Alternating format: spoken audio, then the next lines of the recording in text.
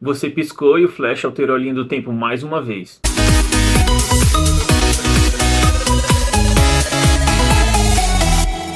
E aí pessoal, beleza? Meu nome é Cisco e sejam muito bem-vindos ao Fandom Prime. Esse final de semana eu fui assistir o filme do Flash, o mais recente lançamento da DC, e queria conversar com vocês se vale a pena ou não ir assistir esse filme. Mas pode ficar tranquilo que eu não vou dar nenhum spoiler aqui, isso é mais como se a gente estivesse no intervalo do trabalho, da escola, do curso, etc. E você chegasse pra me perguntar, e aí, você foi lá assistir o filme, vale a pena ir ver ou não? No final do vídeo eu vou dar o meu parecer, se vale a pena ou não assistir o filme, mas aqui no decorrer da conversa você vai sentir, eu sei que você vai sentir no fundo do seu coração se vale a pena ou não. Mas eu sinceramente espero que eu possa iluminar essa resposta para você com essa conversa. Bom, vamos começar aqui pela pergunta que não sai da cabeça das pessoas, que é: por que eu iria assistir um filme de super-heróis em pleno 2023? Desde que a Marvel começou o seu MCU em 2008 com o filme do Homem de Ferro, a indústria foi bombardeada com filmes de super-heróis. Filmes que vieram fazendo cada vez mais sucesso e arrecadando cada vez mais dinheiro. Com o passar do tempo, os filmes de super-heróis ocupavam praticamente todas as salas de cinema disponíveis. Mas parece que nesses últimos anos, esses filmes acabaram perdendo seu fôlego. E muito tem se falado sobre essa fadiga dos filmes de super-heróis. Muitas pessoas falam que acabou essa era dos super-heróis em Hollywood, que os super-heróis já deram o que tinham que dar, e que as pessoas estão cansadas desse tipo de filme. Mas eu particularmente acho que isso é besteira, acho que os filmes de super-heróis não vão acabar tão cedo e que ainda tem muitas boas histórias para serem contadas sobre esses personagens. O grande ponto dessa fadiga dos super-heróis foi a padronização que a Marvel deu para os seus filmes. Embora no começo, lá no comecinho mesmo, cada filme parecia ter a sua particularidade, a sua identidade, como Homem de Ferro, Incrível Hulk, Capitão América e Thor,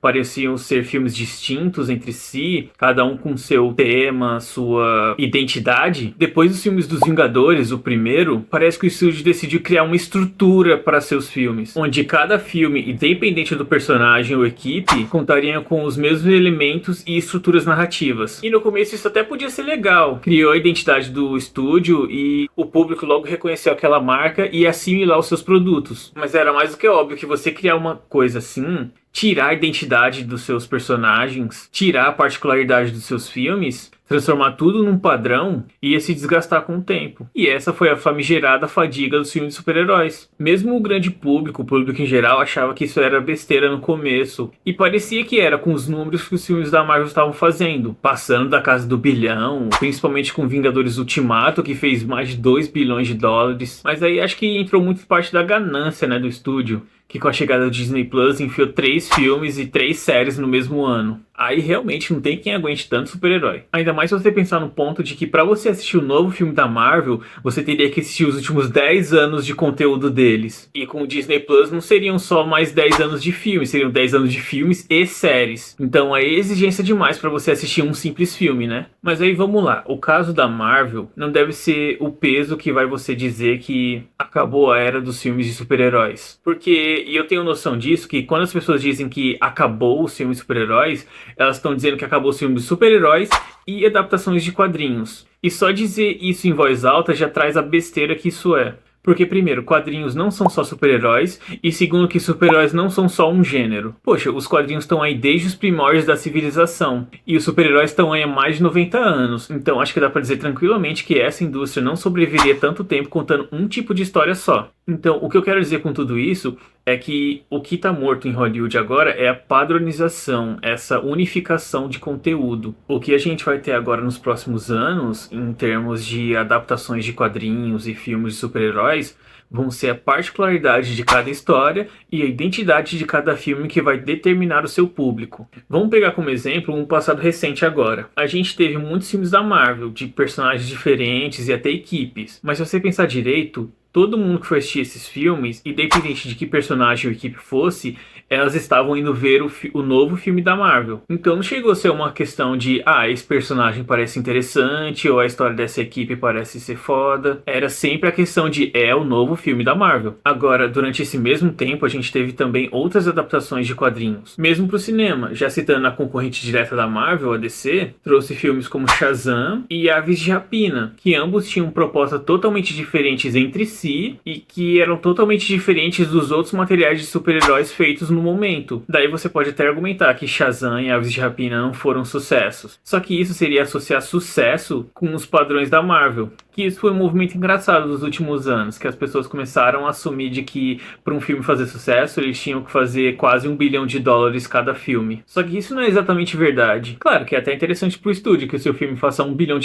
Só que o sucesso em si está atrelado ao lucro. E o lucro é o que vem depois de você conseguir cobrir suas despesas. Então, se um filme não precisou de muito dinheiro para ser produzido, ele não precisa fazer uma bilheteria tão absurdamente grande para ser um sucesso. Mas tudo bem, falar de Aves de Rapina e Shazam é comprar uma briga muito grande. Mas então posso falar de outras adaptações de quadrinhos que fizeram sucesso nos últimos anos, como The Boys, Invencível e até recentemente Heartstopper na Netflix. Então não é que os super-heróis ou as adaptações de quadrinhos cansaram, é que mais do mesmo realmente cansou. Outra questão também que pode surgir na sua cabeça na hora de assistir esse filme seria: eu vou conseguir entender ele? Ou eu preciso assistir outra coisa para poder assistir esse filme? Porque acho que muitas pessoas podem ter ficado na situação de que, por exemplo, eu fui assistir Vingadores Ultimato e eles falaram 1 quilo e eu não entendi 1 grama. Ou que também, eu fui assistir Doutor Estranho no Multiverso da Loucura e aconteceu um monte de coisa lá que eu também não entendi nada. Então, por causa dessas experiências ruins, você pode acabar se perguntando: poxa, mas será que eu vou entender esse filme do Flash?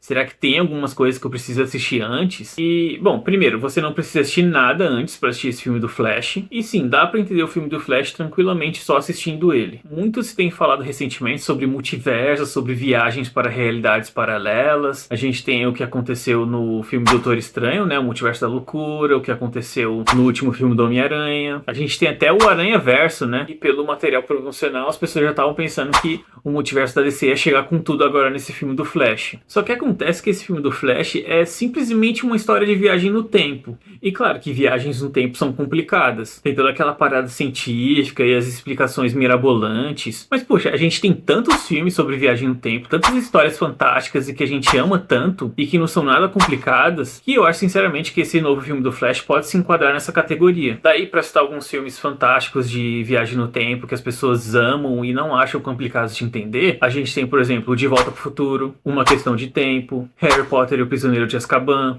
O Exterminador do Futuro, A Ressaca, O Homem do Futuro, Tartarugas Ninja 3, MIB Homens de Preto 3, entre vários outros filmes que tratam de viagem no tempo, e séries também. Algumas séries têm episódios sobre viagem no tempo, às vezes a série nem é sobre ficção científica ou coisas do tipo, e tem episódio que mexe com viagem no tempo. Então o que não falta é histórias sobre viagem no tempo e histórias boas sobre viagem no tempo. E The Flash eu particularmente acho que é uma dessas histórias boas sobre viagem no tempo. E sobre a questão de você não precisar assistir nada antes de assistir The Flash, a gente tem claramente o Batman do Michael Keaton de volta e o filme trazendo os acontecimentos do filme O Homem de Aço de volta. Mas vou te dizer que você não precisa ter assistido nenhum dos dois filmes do Batman do Michael Keaton. O filme não pega gancho de nada daqueles filmes. O filme também não faz nenhuma referência direta a qualquer acontecimento daqueles filmes. Então tudo que The Flash traz sobre o Batman do Michael Keaton é o suficiente para você acompanhar esse personagem dentro desse filme. Claro que você tem alguns elementos e easter eggs, mas eles só servem para deixar feliz quem acompanhou aqueles filmes antigos. E a mesma coisa vale para os acontecimentos do filme O Homem de Aço, que você não precisa ter assistido o filme O Homem de Aço para entender o que está acontecendo nesse filme do Flash. Todos os acontecimentos daquele filme que estão presentes nesse são explicados dentro desse filme aqui para você entender a situação que eles estão trazendo. Então eles estão muito bem construídos dentro desse filme aqui para você não ficar lesado ou se sentir perdido por não ter assistido os outros. Um outro ponto agora que está sendo muito discutido nas redes sociais são os efeitos especiais do filme, que muita gente está detonando, está comparando com Homem-Formiga Quantumania e até Thor Ragnarok por algum motivo. Mas assim, eu vou te dizer que isso não é um problema dentro do filme. Eu particularmente posso dizer que assistindo o filme, os efeitos especiais não foram uma preocupação para mim, embora tenham cenas e cenas, né? Tinha algumas cenas que estavam lindas de se ver e tinha outras cenas que estavam meio estranhas. Mas não era um estranho de tipo, que porra é essa que tá acontecendo? Era mais um estranho no sentido de, oxe,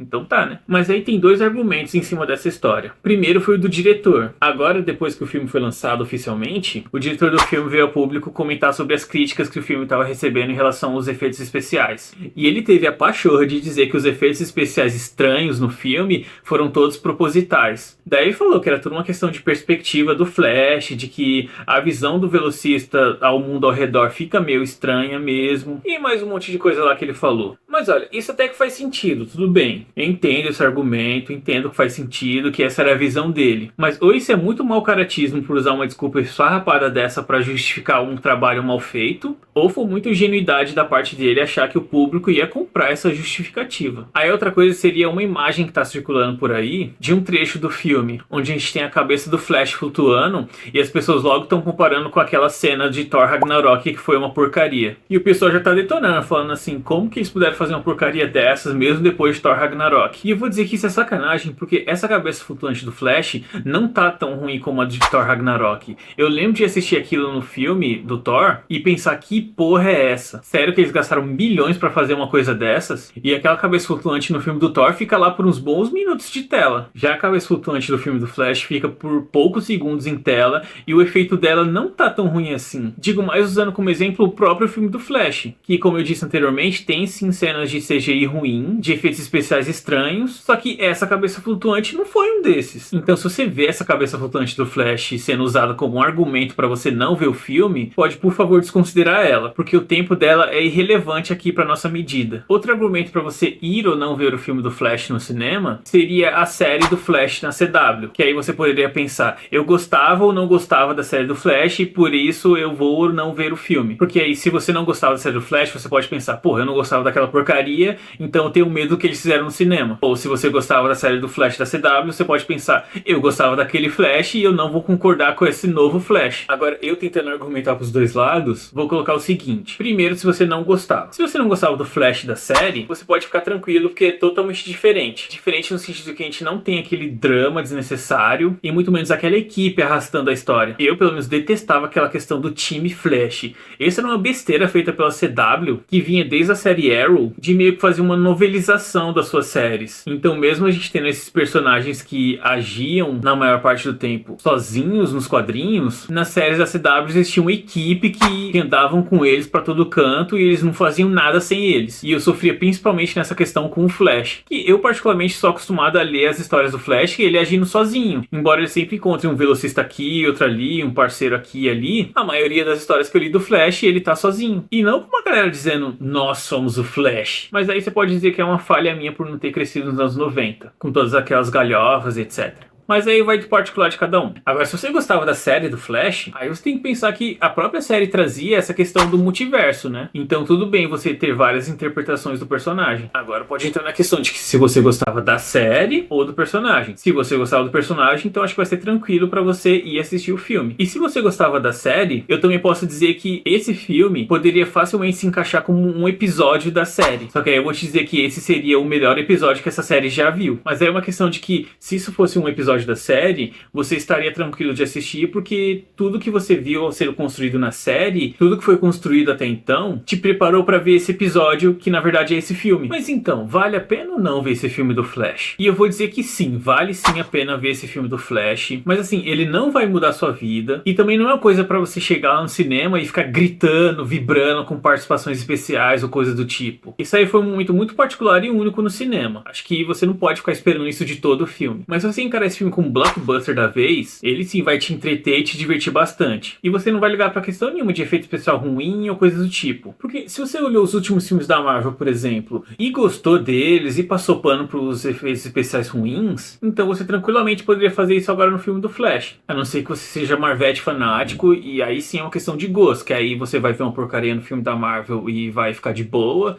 mas não aceita aquela mesma porcaria no filme da DC por ser da DC. Mas vou dizer que o filme do Flash não tem nada do tipo. Ele não é as mil maravilhas, não é perfeito, não é nota 5 de 5, mas também não é lá aquela coisa crucificável. Então eu trouxe filmes sobre viagem no tempo e blockbusters pra comparar, porque eu acho sim que o filme do Flash pode divertir qualquer tipo de pessoa e qualquer tipo de público. Porque se você gostou de filmes como Interestelar, Missão Impossível, Transformers, De Volta pro Futuro, Dungeons and Dragons mais recentemente, sabe, os filmes blockbusters, aquele tipo de filme grande que você vê na sessão da tarde, que você vai no cinema que tá bombando. Mas se você não gosta desse tipo de aventura, desse tipo de história, desse tipo de filme, então não, realmente não vale a pena assistir. Mas só não vem usar como desculpa a fadiga de super-heróis, confusão, multiverso ou coisas do tipo, porque aí não vai colar, não é disso que se trata. Então é isso, pessoal. Espero que vocês tenham gostado do vídeo, que esse vídeo possa ser útil pra vocês de alguma forma. Comenta aqui embaixo agora o que vocês acharam, o que vocês acham desse filme do Flash, se vocês já viram, se vocês querem ver ou não agora. Não se esqueça também de curtir o vídeo, se inscrever aqui no canal. Conto bastante com o apoio de vocês, beleza? E até a próxima!